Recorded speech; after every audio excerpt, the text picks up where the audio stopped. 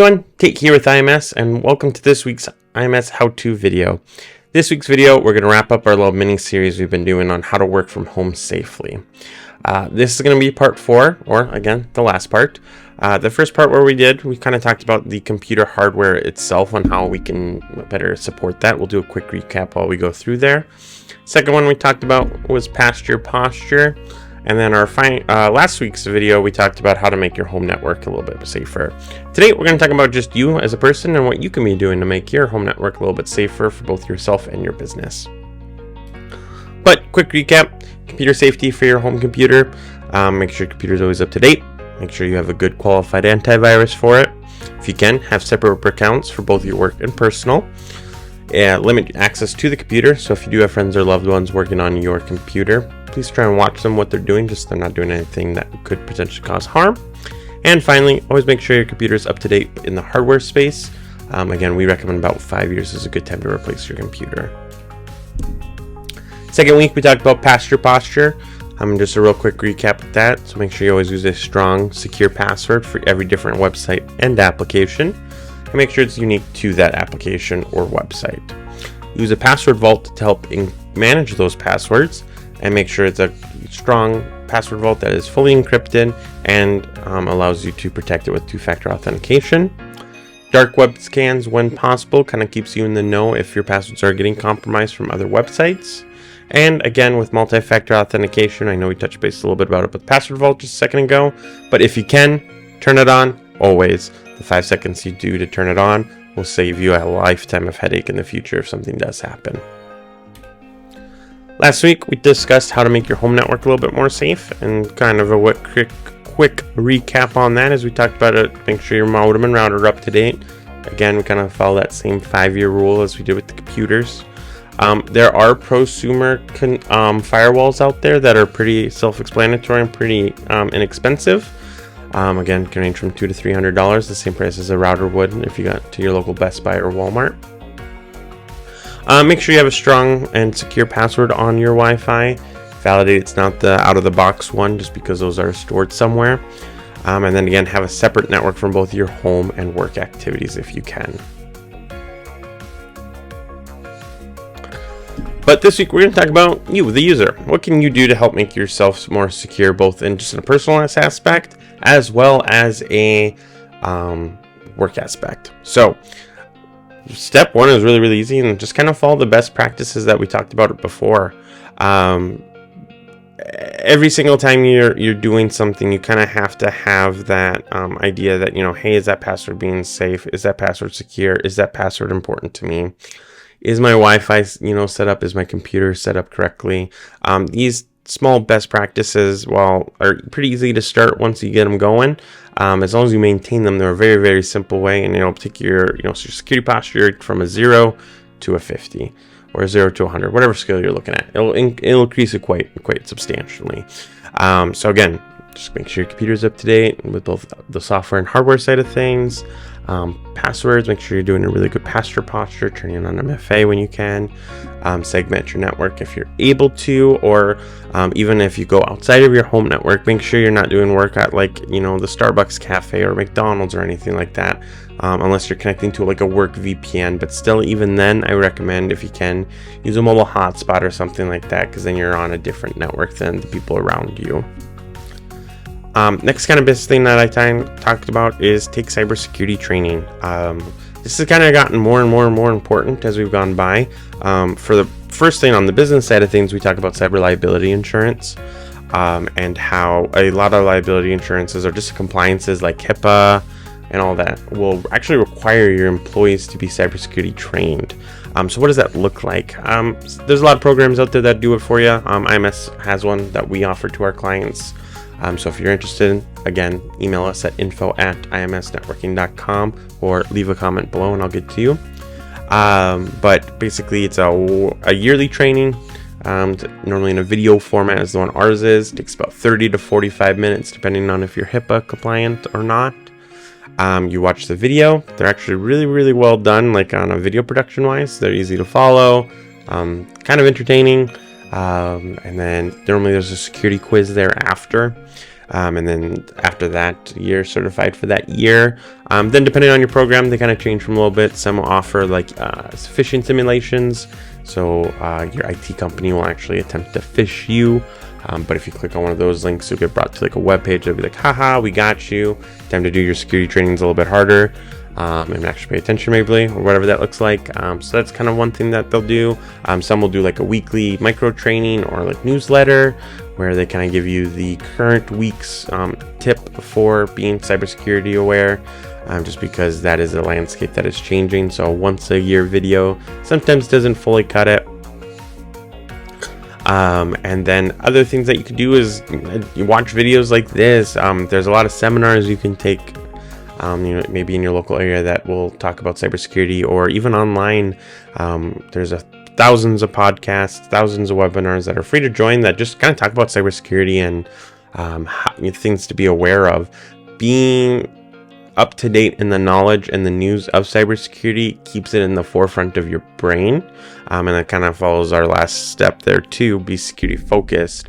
Lets you kind of always have that, question in your head, is this the right thing to be doing? Third is to follow your gut. This is probably the most important and crucial one that I can recommend. When we talk about things like phishing and stuff like that, and we'll do a phishing example here after this slide. But if something feels weird about that email, call the person and don't follow the phone number that is in that email. Follow the phone number that you've used before, or Google their website, or look it up in the company directory. Validate that phone number and call that phone number. It'll be 1,000 times better for you to take the extra 2-3 minutes to call that person, validate that's the request they're asking for, than accidentally just going through with it and it being a bad thing. Your boss will thank you, your vendors will thank you, all that kind of stuff. Things to look out for. Again, we'll kind of do a phishing email here in a second, but check for like words that normally that user may not say, or grammar, or just tone of the email. Kelsey, our owner, actually had a really good phishing one where she kind of caught herself that it was like, hey, this isn't coming from me, Tate, because in the email I was coming out very rude, very angry, and my normal demeanor to her is that I'm very positive, very happy of a person, so it just didn't feel like it would come from me. So and it wasn't, it was just a phishing attempt. It was a random email just trying to display as me. But use your gut in those things. If it feels wrong, trust it. Call your IT, call the vendor, call your boss before you click that button and accidentally do something you will regret. Next one is be security focused. Every purchase, if you're the business owner, so if it's web-based or an application or hardware or networking, be security focused on it. Make sure that's one of the first questions you ask your vendor. Hey, what's the security landscape look on this? What are the things that I can do to make sure this is secure? Can my IT work with this? All those kind of big important questions. In my line of work, I've worked with a lot of applications with my clients. A lot of them are not security focused. A lot of them are just, hey, we coded this program to make sure it works, and it's working. And after that, we really don't care. The security standpoint is sometimes responsibilities put onto you, the client that's actually using it, or the IT person, or some other middle person. But a lot of times the application doesn't take ownership on that. Companies are getting better with that. You see a lot more cloud stuff where they help kind of take some of that ownership. But again, validate with your IT team, or just the vendor, that what are you guys doing to be security focused? What can I do to increase this? If your application is a web-based application and you log into it and it does not support two-factor authentication, choose a different application. I know it's sometimes easier said than done, or if you can't choose a different application, push your vendor to help make that become a standard and require it for your company. So those are just some really amazing things that you can kind of think of when you're purchasing hardware or an application, is what can I do to help keep my network secure? Have that in that forefront of your brain. But moving on, I'm just going to do a quick phishing simulation because this is something that you, the user, are going to notice a lot. So this one here is just writing to a fellow named James. It says it's coming from Wells Fargo, and it's saying, hey, we're letting you know your security key is no longer valid, so please click this email and set up for another one. So let's take a couple moments and look at things that are not too that are pretty obvious what this is, what I'm getting at. So first thing I always kind of look at is our sender, and it says it's Wells Fargo, which is the display name, which, so for everyone's aware, I can create a new email account and have the display name be whatever I want it to be. So what you always want to look at is this part after, and that actually is going to show you the sender email address, where this is coming from an inmail-hit-reply@linkedin.com. I don't bank at Wells Fargo, but my gut would tell me that Wells Fargo would not be emailing me from a LinkedIn website. So this most likely is not coming from Wells Fargo. Next thing you're going to look at is going to be links. Well, this is just a slide, so I can't really do it. But if you look at here, it's taking you to this cabinet.com, Wells Fargo. Again, I don't believe that Wells Fargo would be taking you to some outside website. I assume they would direct you to a Wells Fargo website. With that being said, though, when you're looking at these links here, again, just like your display name, I can write this to say anything I want. I can put this to say google.com, and it can take you to microsoft.com. So what I always recommend doing before clicking on the link is taking your mouse, hover over it, and then a little box will pop up and it'll show you the actual link it's taking you to, no matter what is written. The third thing I always tell people to look at is for our attachments. Now there is no attachments on this one, but some things to look at is they'll say like it's an invoice or a PDF, but when you look at the icon, it shows like your Chrome logon or your Edge logon. It means it's a website link, so it's actually not a PDF, it's taking you somewhere. So be wary of those. Or those kind of stuff. So just be safe on the attachments before you click. And then the final one is message. So if you look at message, a couple of things here that I look for are grammar. So you got your for your. This one looks like a little weird. Wells Fargo is separated in this spot and this spot, but not here or here.